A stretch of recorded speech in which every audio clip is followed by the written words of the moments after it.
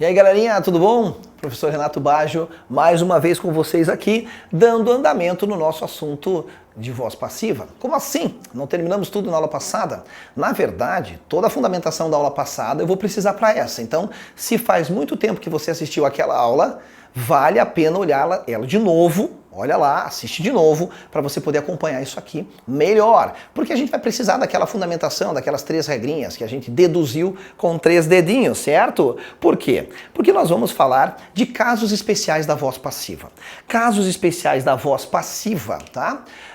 E eu tenho umas perguntinhas aqui para a gente começar uma provocação intelectual para você. Pergunto, por exemplo, todas as frases que a gente tem numa língua, no português, no inglês, dá para fazer voz passiva delas? Elas têm voz passiva? O que você acha?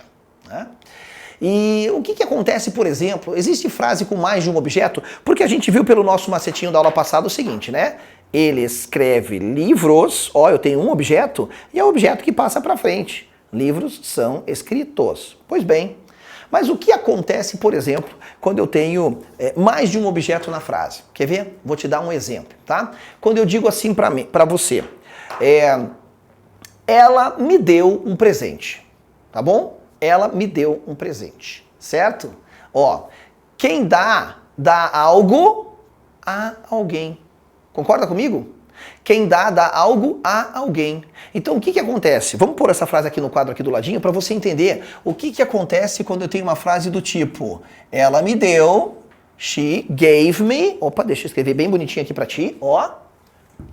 Olha isso aqui para você ver como é mais fácil do que parece. She gave me a gift.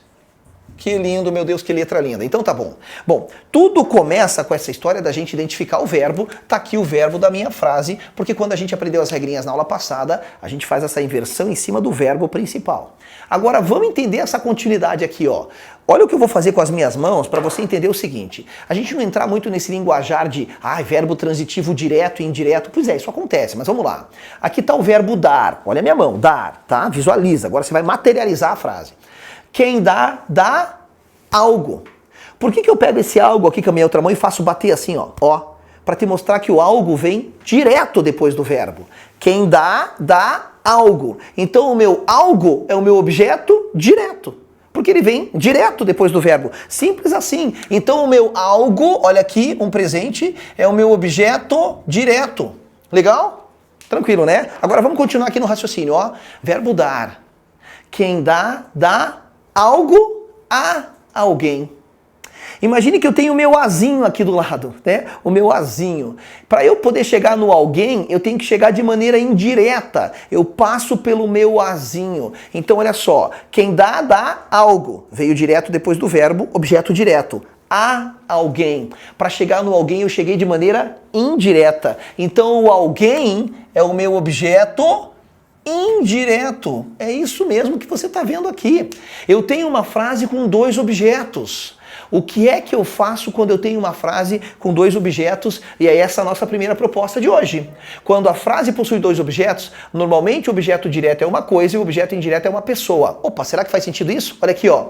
O objeto direto é uma coisa e o objeto indireto é uma pessoa. Verdade. Como é que eu vou saber disso? Depende do verbo, tá? Já te dou uma outra frase com outro verbo que também tem 2 objetos. A pergunta que não quer calar é, quando você tem 2 objetos, que você já sabe que é o objeto que passa para frente na nossa frase, quem você vai passar por primeiro? Quem você vai passar por primeiro? Tudo bem? Então, quando o pessoal olha aqui, ó, tá? Dá uma olhada aqui. Eu tenho outro exemplo aqui, eu já vou te passar. Quando o pessoal olha aqui, o que você preferiria passar para frente? Vamos fazer essa frase aqui, ó. She gave me a gift. Ela me deu um presente. Normalmente o aluno fala assim para mim, eu quero passar o presente para frente para dizer que um presente foi dado. Beleza. Então, seguindo aquelas nossas regrinhas, a primeira versão fica a gift.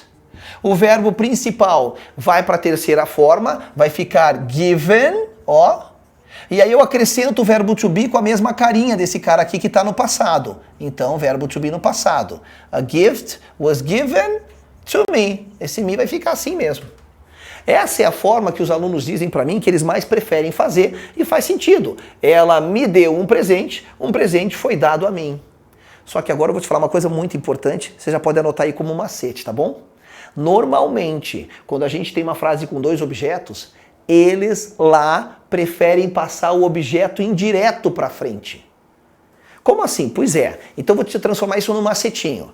Normalmente numa frase, quando você tiver dois objetos e um deles for uma pessoa, olha aqui, ó. Eu não estou falando do she no começo, não. Estou falando de objeto, tá? Ó, me é uma pessoa.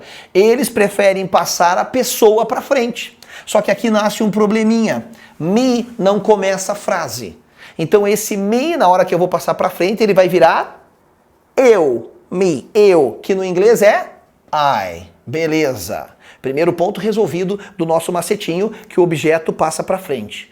O que acontece? O verbo principal vai para a terceira forma. O verbo give, ó, vou pôr aqui no topo. O verbo dar tem passado gave, que está aqui, e tem terceira forma given, que é o que eu estou usando. Tudo bem. Daí vem aquela terceira regra, que é a mais importante de todas, que eu tenho que colocar aqui o verbo to be com o mesmo tempo verbal desse cara. Ela me deu. Isso aqui está no passado. Qual é o passado de I am? Não é I was? E aí eu ponho o que sobrou na frase. I was given a gift. E normalmente, quando eu peço para um aluno traduzir essa frase para mim, né, em especial em aulas presenciais, que é um modelo de aula que acabou, né? O que acontece? O aluno dizia assim nessa frase: eu ganhei um presente. Não, essa é a ideia da frase. Eu ganhei um presente, mas o verbo give não é ganhar, é o verbo dar. Como é que você traduziria esta frase aqui, ó, do português? Complicou, né? Aqui fica fácil. Um presente foi dado a mim. Essa frase aqui, a gente traduziria ela para o português de uma maneira um pouco rebuscada. E é por isso que a gente não está acostumado com isso. O que soa para nós rebuscado, um pouco formal, para eles é o popularzão. A tradução dessa frase aqui no português ficaria assim, ó. A mim foi dado um presente. Porque quem dá algo a alguém. Então a tradução dessa frase ficaria: a mim foi dado um presente. Você não concorda que você não fala isso? Você fala: ganhei, me deram, né? Mas isso que para nós parece rebuscado, ó, vou asteriscar, é o que eles mais preferem, é o popular deles, é o normalzão.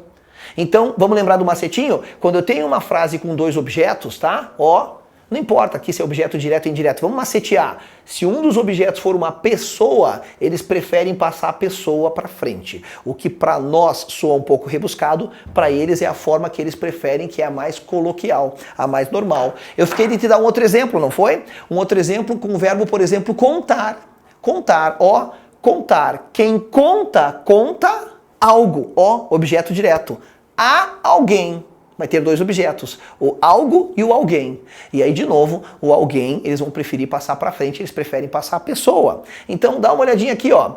Numa frase como essa, que usa um verbo parecido com o que eu usei no quadro. John gave Jane a ring for her birthday. O John deu a Jane, ó, quem dá algo a alguém, tá? Ele deu a ela um anel pelo seu aniversário. Opa, tá aqui o objeto indireto, que é a pessoa, e tá aqui o objeto direto, que é a coisa. Veja, eu posso passar qualquer um deles para frente, como a gente mostrou ali no quadro, mas eles têm uma preferência por passar a pessoa, ó. Então, o primeiro exemplo seria passar a pessoa. John gave Jane a ring for her birthday. Fica, Jane was given, igualzinho o quadro, was given a ring for her birthday. A Jane, a ela, esse a craseado, a ela foi dado um anel pelo seu aniversário. Tá, e quando que eles usam essa outra forma aqui, ó? Quando o objeto direto vai para frente. Quando eles querem enfatizar. Imagine que alguém diga assim, ó, caraca, hein?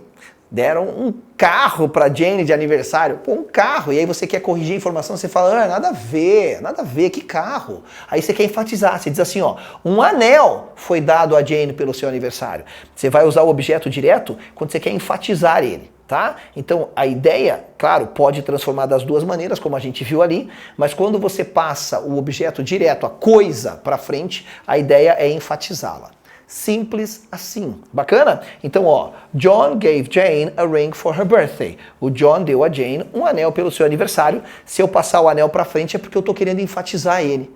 Aí eu digo, um anel foi dado a ela pelo seu aniversário. Não foi um carro, não foi uma viagem ao redor do planeta, não, foi um anel. Tudo bem? Outras situações que a gente tem também é a seguinte. E quando eu tenho um verbo seguido de preposição? Isso aqui é muito importante, vem para o quadro comigo antes de qualquer coisa, porque eu preciso te falar uma coisa muito importante. Existe uma coisa no português chamada regência verbal e você já conhece isso, ou seja, alguns verbos vêm sempre acompanhados de uma ou mais preposições. Quer ver? Você sabe que quem precisa de alguém ou de alguma coisa, que a gente fala no popular de alguém ou de alguma coisa. Tudo bem.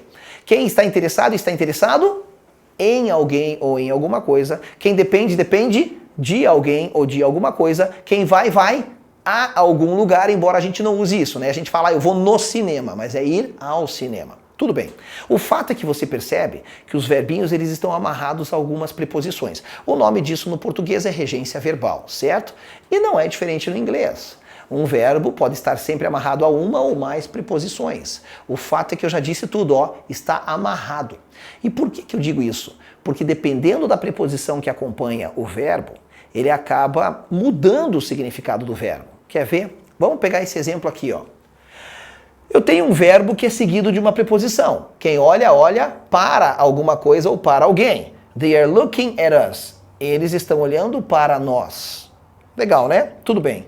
Mas o que acontece? Eu tenho que identificar que essa preposição está amarrada a esse verbo. Na hora de eu fazer a voz passiva, que o verbo principal vai para a terceira forma, o que acontece? Ó, eles estão olhando para nós. Eu pego o meu objeto nós, que eu vou transpassar para frente, de acordo com a regrinha que a gente já sabe, né? Eles estão olhando para nós e eu vou traduzir, nós estamos sendo olhados, observados. Só que us não começa a frase, virou we. O verbo principal, não importa a cara que ele tenha, foi para o passado particípio, e eu começo a copiar o que sobrou. Copiei o are, na hora que eu chego nesse cara eu tenho que colocar o verbo to be com a mesma carinha dele, com ing. E olha como faz sentido. Eles estão olhando para nós estamos sendo olhados, observados. Tá, mas por que tem que ter o at? Fica tão esquisito ele no final da frase, terminando a frase, we are being looked at. Tem que ter, sabe por quê? Vem aqui comigo para o quadro para eu te mostrar uma coisa chatinha do inglês, mas é importante. O verbo look, assim como vários outros verbos, ele pode compor uma estrutura do inglês chamada phrasal verbs, verbos frasais, que são verbos que, dependendo da preposição que vem do lado deles, muda o significado deles. Tá vendo? Tá, eu vou pôr alguns exemplos aqui, não precisa de muitos, tá? E isso é bem chatinho, porque a gente meio que tem que decorar isso. Look at realmente é olhar para, enfim, para alguém.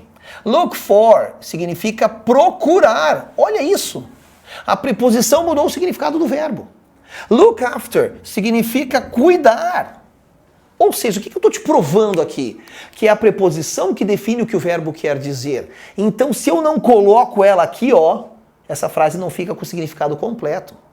Até porque se eu trocar esse at pela palavrinha for e dizer they are looking for us, significa eles estão nos procurando, mudou o significado. Então, quando eu faço a passagem para a voz passiva, eu tenho que carregar a preposição junto com o verbo para ela manter o significado. Concorda? Porque se aqui no lugar do at tivesse um for, ficaria we are being looked for, nós estamos sendo procurados. É isso. Então, a preposição sempre caminha amarrada com o verbo, simplesmente para manter o significado do verbo. Legal, né? E enfim, eu havia feito uma pergunta, uma provocação no começo da aula, querendo saber se todas as frases têm voz passiva. Bom, qual é a condição more para que uma frase tenha voz passiva? Qual é a condição básica? Não é que ela tem alguém para passar para frente? Lá na nossa aula passada, eu disse para você que voz passiva nada mais é do que uma simples inversão na frase, entre sujeito e objeto. Quando eu dei o exemplo, Leonardo da Vinci pintou a Mona Lisa. Se eu não tenho a Mona Lisa aqui, como é que eu vou fazer essa inversão? Então fica fácil de você concluir que uma frase só terá voz passiva se ela tiver o objeto. É isso. Então vamos lá para a nossa próxima e última provocação. Verbos que não são usados na voz passiva, portanto, não tem frases que não terão voz passiva. E que frase não vai ter voz passiva? Ué, a frase que não tem objeto. E que frase que não tem objeto? Quando ela usa o chamado verbo intransitivo. Eu esqueci o que é isso. Ó, um verbo pode ter um complemento, certo? A gente viu que às vezes tem dois. Quem dá algo a alguém. Dois objetos. Mas tem verbos, existem verbos, há verbos, que a ideia está contida nele mesmo. A ideia acaba nele. Por exemplo, o verbo chegar. Quando eu digo assim, cheguei, preciso falar mais alguma coisa? Ele é um verbo que ele não precisa de complemento para que a ideia dele faça sentido. Então ele é um verbo intransitivo, ele não precisa de nada depois dele, ele não tem complemento, ele não tem objeto. Se o verbo chegar não tem objeto, a frase cheguei não tem voz passiva. O que eu vou falar cheguei? Como é que eu vou inverter? Vou falar fui chegado?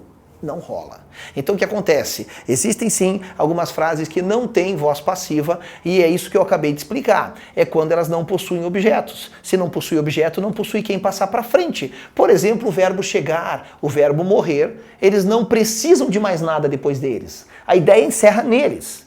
Então eles não vão permitir a voz passiva. Dá uma olhada no exemplo que eu trouxe aqui para você. I have a nice car. Eu tenho um carro legal. Não dá para você trocar e dizer assim, a nice car is had by me. Um carro legal é tido por mim. Isso não permite. O verbo have não é usado na voz passiva nesse sentido. Eu pus alguns outros aqui, né, como o verbo ter, o verbo servir, o verbo lack, que indica falta de alguma coisa, né? Olha, esse exemplo é muito legal, que tem a ver com o verbo servir, fit, no sentido de se ajustar, de uma roupa que se ajusta em você. Quando você vai numa loja de roupas, e aí você fala assim, essa jaqueta não me serve. This jacket doesn't fit me. Esse servir é no sentido de se ajustar, certo? Como é que você vai fazer a voz passiva disso? Não é possível dizer I'm not fitted by this jacket, né? Eu não sou servido por essa jaqueta, né? Como se a jaqueta estivesse te servindo algo para comer. Não, não pode. Então, de fato, existem frases que por terem um verbo que não tem o complemento, eles são verbos intransitivos, logo não tem objeto, não vão ter quem passar para frente. Então, resposta da pergunta do começo da aula, não. Nem todas as frases têm voz passiva. É isso, agora tu pode bater no peito, que com esta aula e com a anterior, você domina voz passiva forever, para sempre. É isso aí, ficamos por aqui e te vejo nas redes sociais, por aí, na nossa próxima aula, enfim, quando for necessário. I see you. Bye.